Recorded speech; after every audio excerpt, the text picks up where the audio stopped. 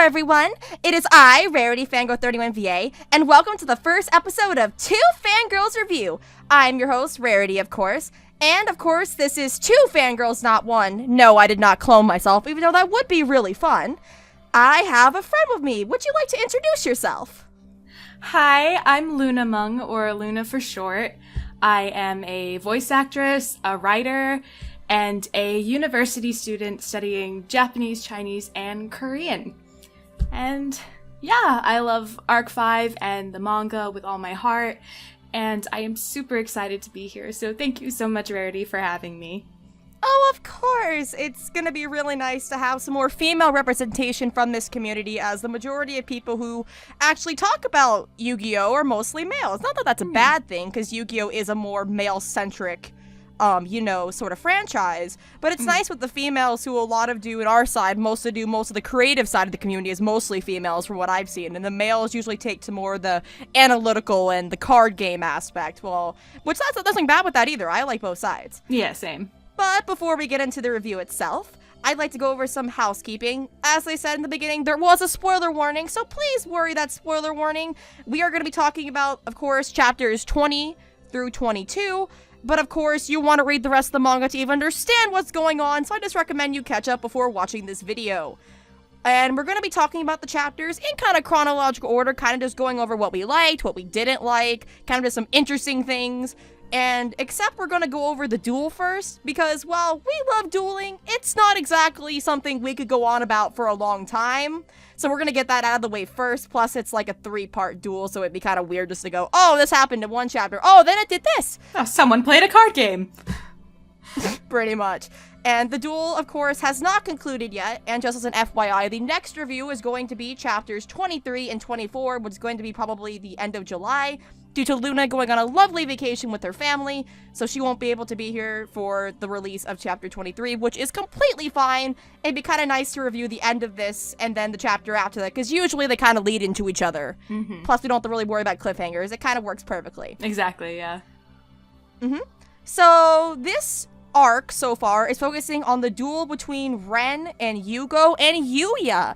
As we know, Ren was ultra serious about getting the Atom Factor, as we saw in Scale 19, so he has come because Yuya has summoned him, because Yuya just wants to fight him in his cool riding suit. I mean, he does look pretty damn good in that. He has been training hard. He has been training hard by Yugo, which Yugo takes over because Yugo's like, I'm gonna protect Yuya, and I'm gonna be a badass. Sorry, he's gonna be amazing, and then things happen, but we're gonna start off with the duel. So, in my opinion, the duel is it's going good so far. It's kind of, at least the chapter 20's part was kind of retreading old ground in terms of the Ren and Yugo duel from way back then. It's kind of like the same thing. I do like that speed, tactics, and strategy are actually a factor in manga writing duels because it actually takes skill. It's not just autopilot. You need to actually learn how to ride a motorcycle. Exactly. Which is a lot more realistic and a lot more relatable. And also, I love Ren's new twin-headed monster. I love its symbolism behind it. I think it's pretty cool, and I like it has that old-school Duel Monsters effect where each head is kind of acting as a separate monster. Gotta bring back one of my favorite duels of all time, Yugi vs. Kaiba Duelist Kingdom, where Kaiba attempted suicide to try to get Yugi to win to save Mokuba. I know that's dark, but that was for Mokuba's sake. And as you all know, I love Mokuba, so totally, I love that duel, totally. So, and Yuya has some weird-looking entermates. One of them's a Samba guy of maracas, and the other one's this big, pudgy man.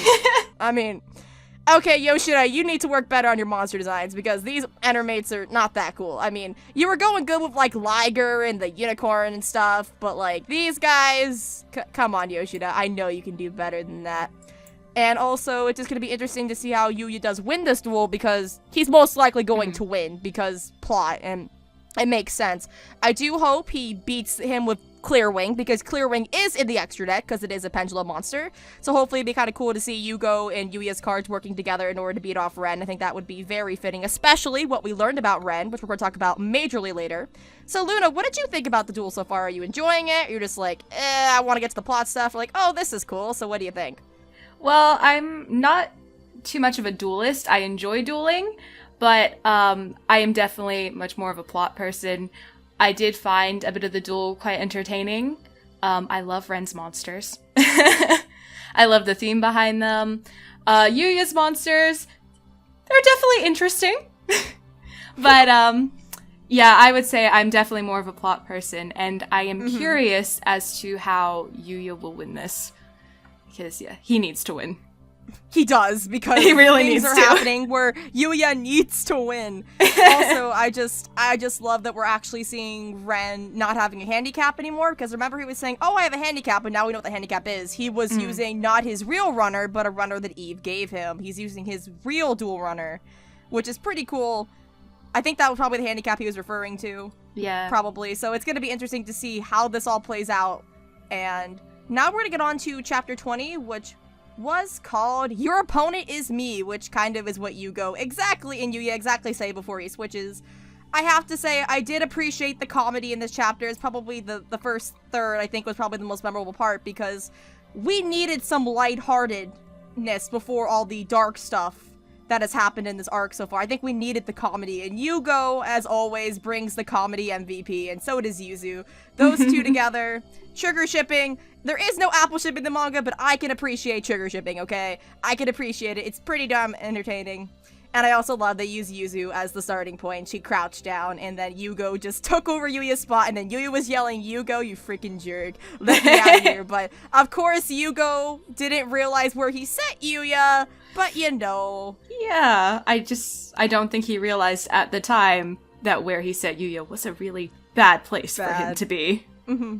I think my only criticism I would say of this chapter is that it kind of retreads old ground I was saying with the duel, and, well, it's about Yuto and Yuri, which a lot of people have been complaining that Yugo has been getting a lot of favoritism, which I think 5Ds, because Yoshida was majorly involved in 5Ds, has been majorly influenced on this manga. Not that I mind it, because I remember in the reviews I was doing before, we were talking about how Eve's group is kind of like Iliaster from Yu-Gi-Oh! 5Ds, and I think what's happening is actually what we learned about Ren and stuff, about what's happening, I think is a major Iliaster comparison. Yoshida tends to do that, I find. I mean, he's used memory in his plot lines 3 times now. Arc 5 manga, Yu-Gi-Oh! Zexal, and now in Varaine's. So he totally just likes messing up people with their memories, I mean. Come on. Yeah, so Yuto and Yuri are kind of on the sidelines. I do hope in future arcs, we do know what the next duel is going to be. It is going to be Ren versus Isaac, not Reichi versus Isaac. That would be weird. I am sorry, but they both start with R's, and I was looking at Ren while I was talking. Reichi versus Isaac, enough. Which is going to be very interesting. But I do hope that Yuto and Yuri will get their backstories, a solo duel, before things inevitably happen to them. So what did you think about Scale 20, Luna? Anything to note? Any panels that interest you? The comedy? Just the cliffhanger? What was really cool to you? I love Yugo in this. I love that only Yugo would just claim how dangerous this duel is with a bright grin on his face. And just go, yeah, I love that! Let's just put myself in danger here, no worries. Let's just be good for the ladies. And I love how when I first read the raws for this, I was like, okay, there's the duel, that's pretty cool. And then I saw where Yuya ended up. And I was just, oh no, he is in a place where he is not supposed to be. That's gonna be dangerous. Oh goodness. And that face, that last panel face. It's like, has seen some stuff. Pretty serious stuff, which, what we saw in the next chapter actually wasn't all that bad, which is a perfect segue to talking about chapter 21, which was called Yuya's Memories, ironically enough, which was funny because we only got one Yuya memory in this chapter. Kind of a misleading title, but I guess it was talking about Yuya's memories as a whole, so of course Yuya talks about, he's just there in the memories looking at the stuff, the tree that we saw in Scale 13, which I dubbed that scene. And as you know, that scene was very depressing. So this is not good. Yugo does not know this is happening. Poor little baby. He doesn't know if his worst fear is coming true. And of course, we learn from Yuri and Yugo from Scale 19, the U-Boys are fading. We do see, like I said in my theory video, I'm not going to go too into my opinions on that because I pretty much talked in my theory video about that, but Luna is, of course, free to share her thoughts. It's just, the U-Boys are fading and that's not good, whether it's all of them at once, which it seems like it that way if Yuri's hand is fading. I think it's safe to say that it's all of them, right? Not just one. Would you say that? Yeah. I'd say so. I think later in future chapters we'll see most of them start to fade away just bit by bit. Because it starts off with Yuri's hand, and I think later it will probably show Yuto, some body part of him fading away.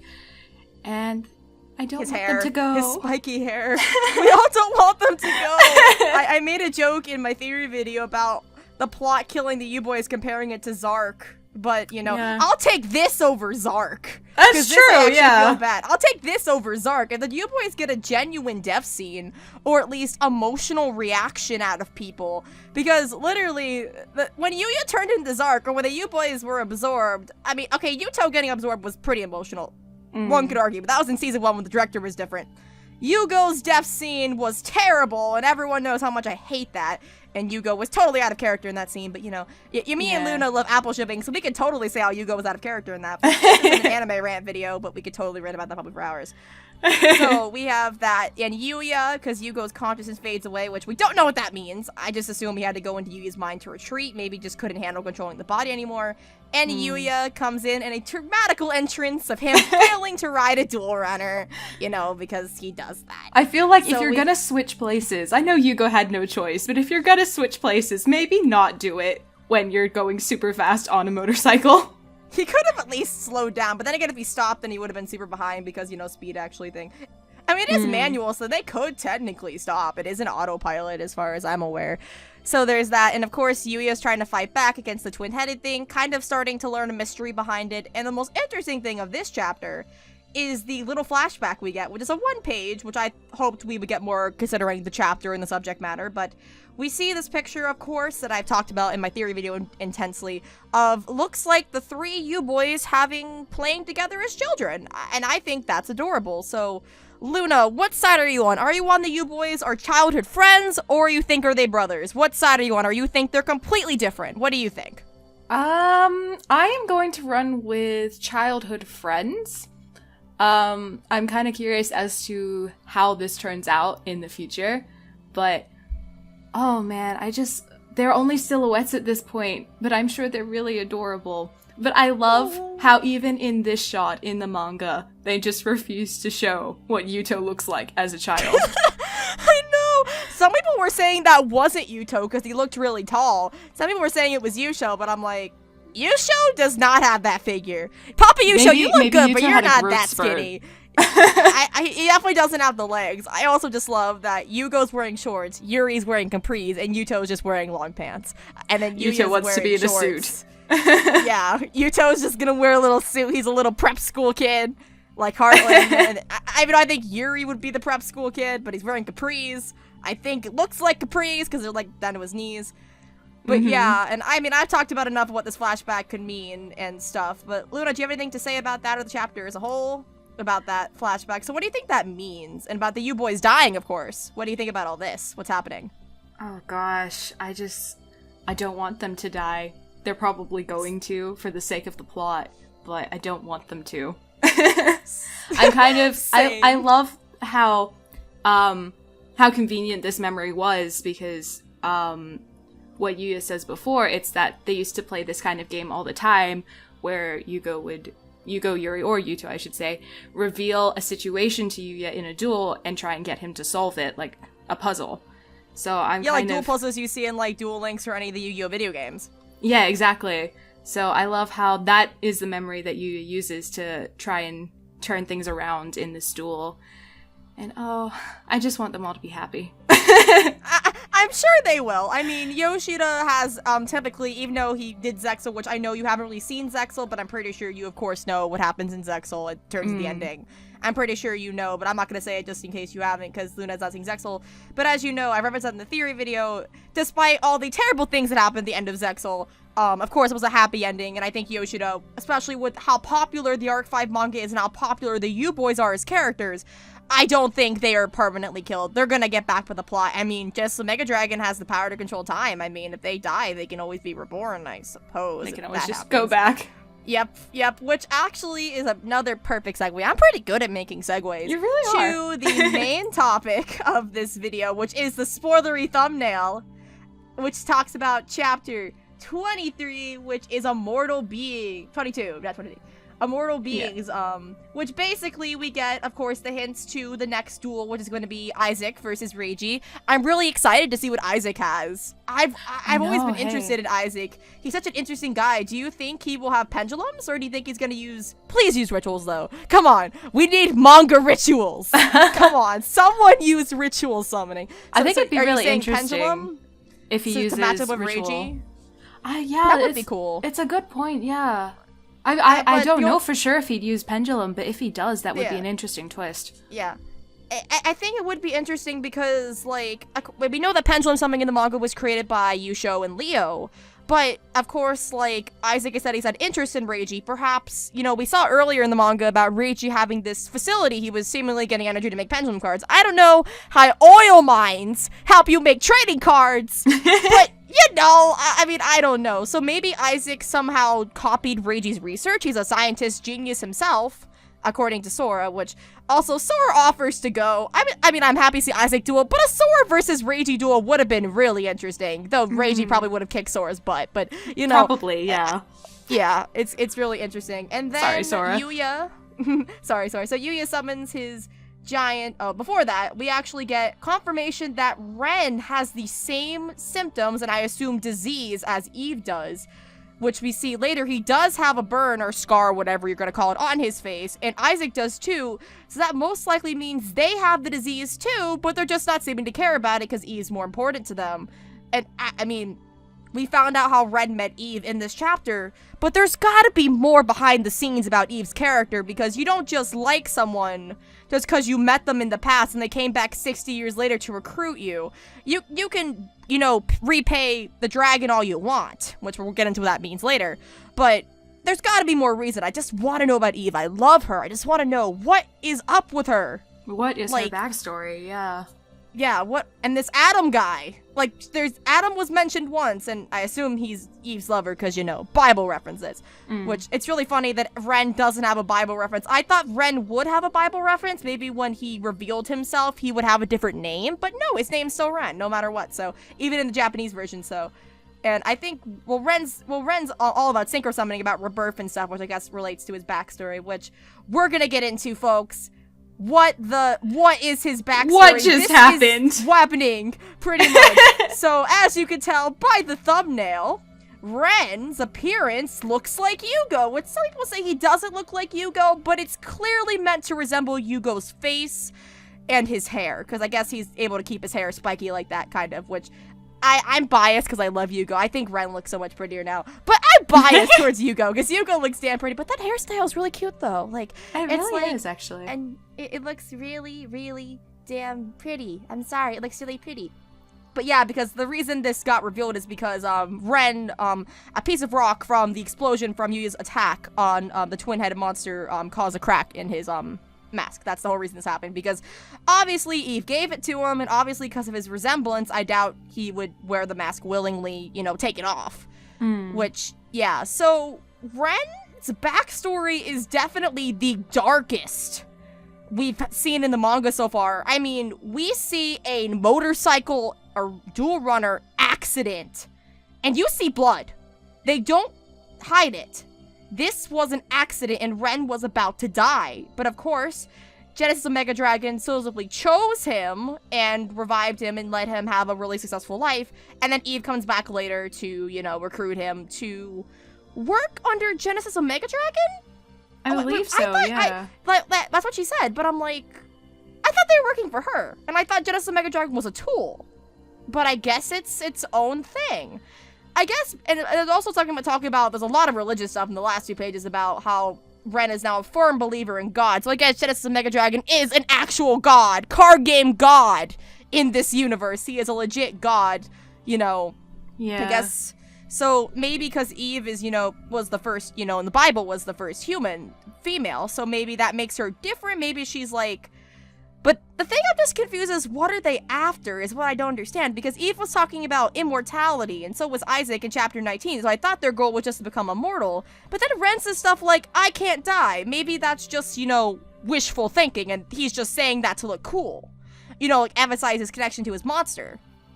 But, so what are they after? well, obviously they want Genesis Mega Dragon back, its power back, because it gave its factors to Yuya and Reiji. So I'm going to theorize what happened is that the Atom factor was originally in Atom, Eve's factor still in Eve, and then something happened to Atom that they're trying to fix, and that's why they're trying to get the Atom factors back. So maybe something happened to Atom that, maybe Atom wasn't in favor of Genesis Mega Dragon's blessing anymore. Maybe he did something that Genesis Mega Dragon couldn't save, and Eve's doing this to revive Atom. Oh, that could be a possibility, yeah. It makes sense, though, because there's an Atom factor and an Eve factor. Eve's factor has got to be in Eve, of course, because it wouldn't be Yuzu, because the targets have shown no interest in Yuzu, and they're not like, oh, where's the Eve factor? It's like, they know what Eve has, she has to have it, It doesn't make any sense if she doesn't. But this whole backstory, and then Ren just gets a giant facelift. He's over 80 years old, and he gets this giant facelift. I mean, he looks I say he looks like, what, 40? I'd say early 40s, 40. yeah. Yeah, because he was 20 in the flashback, because they told us he was 20. And also, he lost his father, and technically his father died because he overworked himself to get Ren as dual runner, which, it gives you a lot more respect for Ren as a character. It really gives him such dimension in life, and now we're going to actually see him emote because he doesn't have the mask anymore. It's going to be really nice to see. And now we know why, most likely, he was such in a hurry to get, the Atom factors from Yuya and Reiji, is because he doesn't want to lose Eve, because she seems to have the symptoms the worst. Most likely because she's been around the longest. And he cares about her, which totally sails my ship. Hashtag chosen scar shipping. Can we make this OTP, please? I'm sorry. I ship it now. I'm sorry. But, So what do you think about all this, Luna? Are you just brain confused? How do you feel about Ren now? Do you like him more? Or are you just more indifferent? Or you think he's more interesting? What are your opinions? I'm super interested because when the Raws were first released, I was really confused.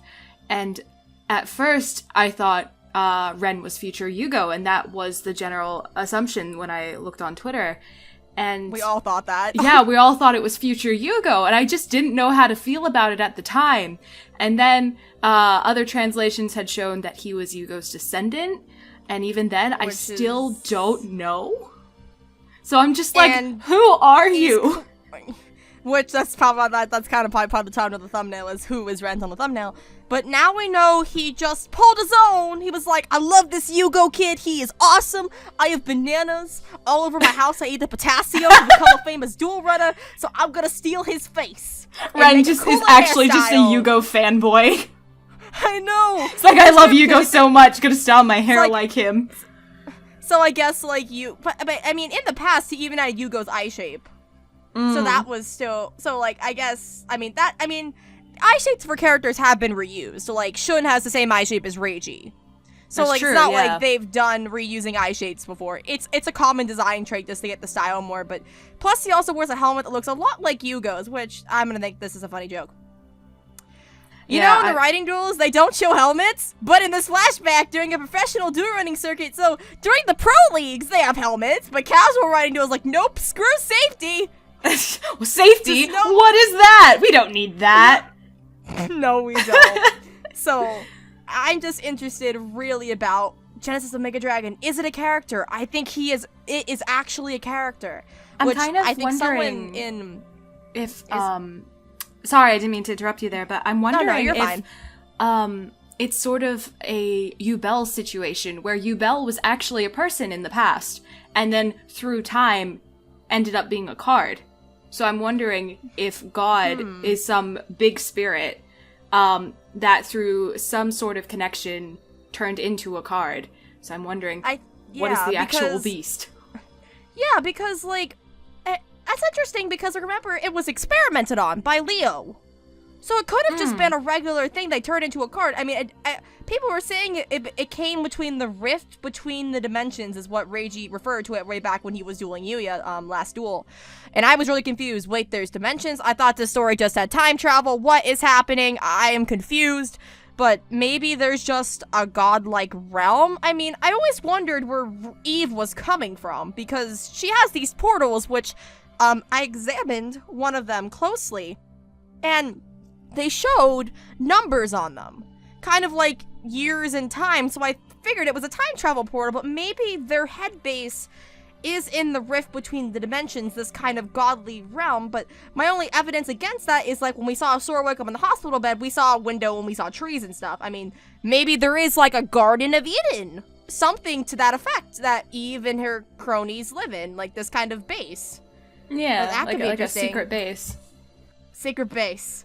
A secret base for the secret team. Secret base that's really Hashtag pretty. secret base. I mean, I'd make that in my Pokemon Alpha Sapphire. I tried to remake that. Mm-hmm. So, pretty cool. And I do commend the manga for going that dark. I don't remember in the other spin-off mangas. I know in the original Yu-Gi-Oh manga there was a lot of blood and a lot of dark elements, but I don't remember ever seeing an accident in Yu-Gi-Oh! I mean, we've seen it in Yu-Gi-Oh! 5Ds, but we never saw it this bad. We saw the dual runner break off. We saw blood. Exactly, yeah. I think the darkest I've seen so far is probably back in 5Ds, in the anime where Yusei crashes, and he has to go under surgery, but even then, everything is covered. You don't actually see any blood from what I can remember. So this, by far, is definitely the darkest that I've seen, excluding the original Duel Monsters manga. Yeah. I think at least manga-wise, you did see blood go down Jack's face during the Jack and Carly duel, the Dark Center duel. But that was from not an accident. That was from, like, an attack. That was from, because the dark powers of the shadow, not the underworld, or death, because I watched Yu-Gi-Oh! 5Ds dubbed as a child, so I'm just used to calling it the underworld. Or no, the netherworld. The netherworld! And then the Siders worship magic glue, which I thought was the funniest joke. Oh my gosh. I love bringing it up with you because you don't like the English Jack's dub voice is questionable to me, but, Yeah, because he's an insult to your people. I believe it's supposed to be an Australian accent, and obviously I can't judge. I have an American one, but, Exactly. The magic glue. I just find that pretty hilarious, but is there anything you'd like to say? Final thoughts? Any predictions you would say for how things are going to turn out for the next few arcs? Or do you think Yugo is going to die next month? Do you think Yugo will fade away? Or do you think he is going to just have to stay in Yuya's mind for a while? Because I do want to see his reaction to this. Exactly. Or at least the other U-boys. We need to see, he's like, wait, he has my face! You faker? Faker, I think you're the only fake hedgehog around here, man. Yeah, they gotta pull a Sonic Adventure 2 reference right there. Yep, even though, yep. Who are you anyway? What you see is okay. What We'll stop with the Sonic joke. We'll stop with the Sonic jokes. Just a duelist that likes motorcycles. Okay, I'll stop there. Yugo, the duel runner. The duel. Yeah, I find it. Yeah, I don't know what's the translation error, but they call Ren a dual runner instead of a dual rider. I don't know if that's intentional. Ren is actually a motorcycle. Was weird. Yeah, well, yeah, he's secretly what's his name? Sergey. I can't remember. No. Oh yeah, Sergey, or I think his what's his name in the Japanese version? The guy in or any of the Emperor's Miliaster who can combine with their things. I forgot all their Japanese names. I know all their dub names. I just forgot their Japanese names. But yeah, so they can do that crazy stuff with their dual runners. But I'm excited. Of course, I always say the art is always great. I think Yuya has some of the best expressions, and I'm really happy to see Ren's face now that we're gonna actually see him emote now. Yeah. Which is going to be really interesting. So, I'm just really interested to see how this is going to play out. I really hope in the next setup chapter we're going to get some more Isaac. I really hope we're probably going to get Isaac's backstory too. Because it says he met Adam and Eve long ago, so maybe we're going to finally see Adam at last, and we're going to learn more about Eve's backstory. Oh, that's true. Yeah, because it seemed like Isaac knew... Well, obviously, I think Isaac knew Adam, but I don't think Ren knew Adam, which is weird, because Ren is people are comparing... He's like the enforcer. Sora is more like the spy.